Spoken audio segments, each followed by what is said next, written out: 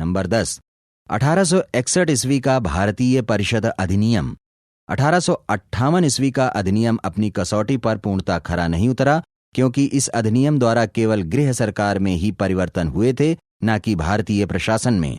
परिणाम स्वरूप 3 वर्ष बाद 1861 ईस्वी में ब्रिटिश संसद ने भारतीय परिषद अधिनियम पारित किया। यह पहला अधिनियम था जिसमें विभागीय प्रणाली एवं मंत्रिमंडलीय प्रणाली की नींव रखी गई।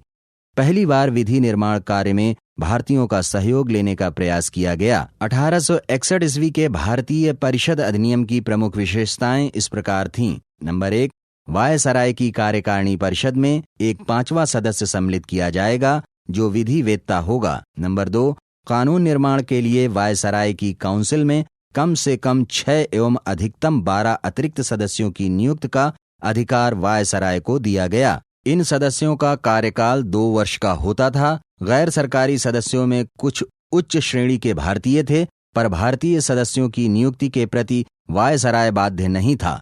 इस परिषद का कार्यक्षेत्र कानून निर्माण तक ही सीमित था।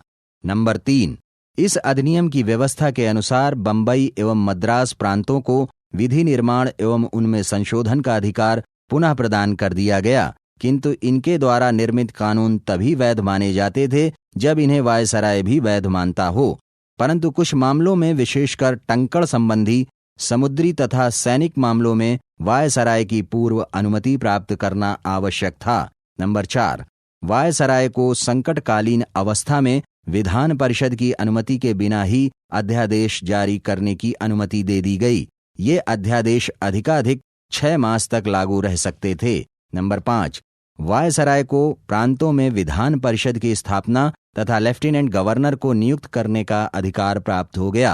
इस अधिनियम के द्वारा भारतीयों के असंतोष में वृद्धि हुई, क्योंकि भारतीय जनता को वास्तविक अधिकार नहीं प्राप्त हो सका और विधान परिषद के अधिकार अत्यंत सीमित हो गए।